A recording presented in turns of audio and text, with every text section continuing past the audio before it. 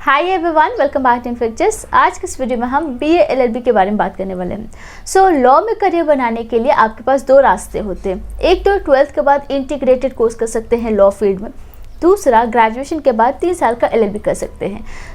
अगर आप 3 साल के एलएलबी के बारे में ज़्यादा जानना चाहते हैं तो सिंपली मैं लिंक डिस्क्रिप्शन में दूंगी प्लेलिस्ट का, और उस लॉ इन्फॉर्मेशन के प्लेलिस्ट में जाके सारी इन्फॉर्मेशन आप ले सकते हैं लॉ से रिलेटेड, एलएलबी या बीएलएलबी, बीबीएलएलबी या बीएससी एलएलबी से रिलेटेड। अगर आपको 12th में पता है, अगर आपको 11th-12th में ये कंफर्म है कि आप लॉ फील्ड में ही अपना करियर बनाना चाहते हैं और ये आपके लिए बेस्ट ऑप्शन है, तो आप 11 से ही क्लैट की प्रिपरेशन स्टार्ट कर देते हैं, जो कि नेशनल लेवल का एंट्रेंस एग्जामिनेशन होता है लॉ फील्ड में एंटर करने के लिए।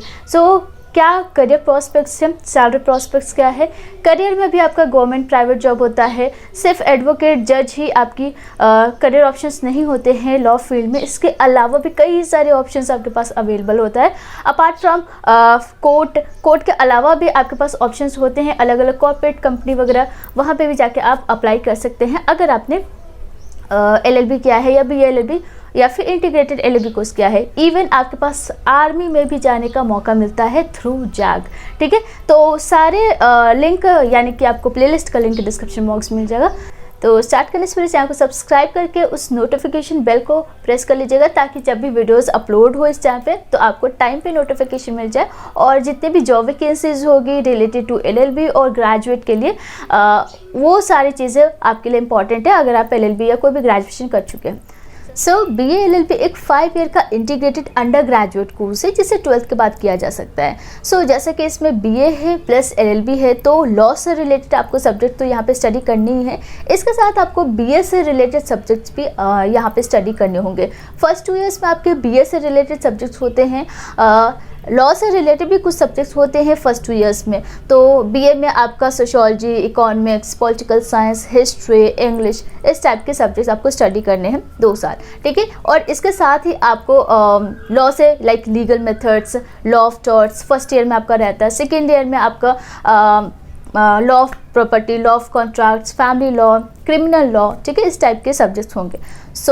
लास्ट 4th-5th ईयर्स में आपको ऑप्शनल पेपर्स पे आपके पास होता है, तो वो आप ऑप्ट कर सकते हैं।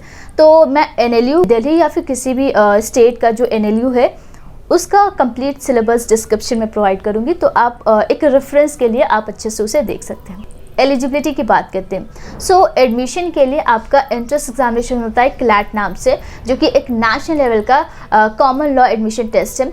इस एडमिशन टेस्ट के थ्रू आप नेशनल लॉ यूनिवर्सिटीज़ में जा सकते हैं, जहाँ पे आपका मोस्ट ऑफ द यूनिवर्सिटीज़ है, नेशनल लॉ यूनिवर्सिटीज़, वहाँ पे आपका बीए एलएलबी कोर्स ही ऑफर किए जाते हैं। इसके अलावा बीकॉम, बीएससी या फिर बीबीए एलएलबी आप कर सकते हैं। ठीक है, लेकिन ज़्यादातर कॉलेज या ज़्यादातर नेशनल लॉ यूनिवर्सिटी जो आप देखोगे उसमें बीए एलएलबी कोर्स ही है। एलिजिबिलिटी के लिए आपके अगर मिनिमम 45% है देन आप एलिजिबल हो क्लैट के लिए और कई सारे एंट्रेंस एग्जामिनेशन के लिए। बट अगर आप आईलेट देना चाहते हैं, जो कि दिल्ली के लिए, जो दिल्ली में नेशनल लॉ यूनिवर्सिटी है उसके लिए पर्टिकुलरली आईलेट होता है, तो उसके लिए एलिजिबल होने के लिए 12th में मिनिमम 50% होना रिक्वायर्ड है। ठीक है, किसी भी बैकग्राउंड से आपने 12th कर लिया है और कम से कम 45% या फिर 50% है देन आप एलिजिबल हो। रिजर्व्ड कैटेगरी में अगर आप आते हैं तो 40 या फिर 45% होना चाहिए। आई होप ये क्लियर हो गया होगा। और अगर जितने भी एंट्रेंस एग्जाम्स हैं उन सभी के लिए आप अप्लाई करना चाहते हैं तो मिनिमम एक सेफ साइड लेके चले तो 50% है देन आप मैक्सिमम एंट्रेंस एग्जामिनेशन दे सकते हैं। ठीक है, एंट्रेंस एग्जामिनेशन की बात करते हैं तो कई सारे एंट्रेंस एग्जाम्स हैं इंडिया में, national level, state level and university level पे। पहले नंबर पे जो आता है वो है CLAT common law admission test, जिसके थ्रू आप मोस्ट पॉपुलर कॉलेज में एडमिशन ले सकते हैं। और टोटल 22 नेशनल लॉ यूनिवर्सिटीज़ है जिसके लिए क्लैट होता है, और क्लैट के थ्रू आप सिर्फ और सिर्फ 5 ईयर का कोर्स कर सकते हैं, जो 5 साल का इंटीग्रेटेड प्रोग्राम होता है BLLB, BSc LLB, BCom LLB या फिर बीबीए एलएलबी।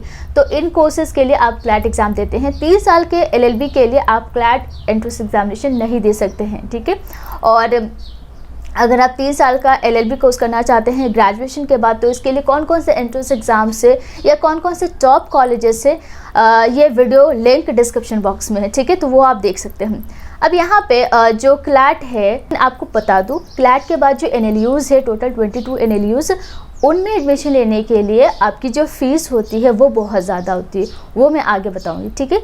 और यहाँ पे जो दिल्ली में नेशनल लॉ यूनिवर्सिटी है उसके लिए आपका आईलेट होता है। Eyelet specifically national law university Delhi के लिए ही कंडक्ट कराया जाता है। तो टोटल 23 नेशनल लॉ यूनिवर्सिटीज़ है, जिसमें 22 के लिए क्लैट होता है और एक नेशनल लॉ यूनिवर्सिटी के लिए आईलेट होता है। इसके अलावा और भी एंट्रेंस एग्ज़ाम्स है, लाइक आपका LSAT होता है। LSAT के थ्रू आप प्राइवेट लॉ स्कूल्स में जा सकते हैं। SLAT होता है law school of Symbiosis. Christ university का अपना खुद का एंट्रेंस एग्जाम होता है। बाकी स्टेट वाइज आप यहाँ पे देख सकते हैं, महाराष्ट्र का MHCET होता है। इनमें से किसी भी एंट्रेंस एग्जाम के लिए आप एलिजिबल हो, डेफिनेटली अप्लाई करो। सो आइए बात करते हैं कॉलेजेस की। तो इंडिया में कई सारे लॉ स्कूल्स से, प्राइवेट यूनिवर्सिटीज़ है, नेशनल लॉ यूनिवर्सिटीज़ है, जिसमें आप BA LLB कोर्स कर सकते हैं। टोटल 23 नेशनल लॉ यूनिवर्सिटी है, जिसमें से दिल्ली में एक आपका नेशनल लॉ यूनिवर्सिटी, बाकी जो 22 है उसमें से अराउंड 11 और 12 ऐसे नेशनल लॉ यूनिवर्सिटीज़ है जो आपके लिए बेस्ट हो सकते हैं। सबसे पहला जो नेशनल लॉ यूनिवर्सिटी है वो है बैंगलोर का। NLU बैंगलोर आपका इंडिया का पहला नेशनल लॉ यूनिवर्सिटी है और NIRF ने इससे फर्स्ट रैंकिंग भी दी है, नेशनल इंस्टीट्यूशन रैंकिंग फ्रेमवर्क, जो साल में हर साल बेसिकली NIRF रैंकिंग मिलती है हर यूनिवर्सिटी या फिर कॉलेजेस को, ठीक है। तो आपका है दिल्ली में NLU जो है वो आपके लिए बेस्ट ऑप्शन हो सकता है। उसके बाद है Hyderabad, Jodhpur, then we have Kolkata, ठीक है। तो ये टॉप 5 नेशनल लॉ यूनिवर्सिटी है जिसको आपको टारगेट करना है अगर आप क्लैट एंट्रेंस एग्जामिनेशन देने वाले हैं। इसके अलावा JMI है, जामिया मिलिया इस्लामिया, जिसका खुद का अपना एंट्रेंस एग्जामिनेशन होता है।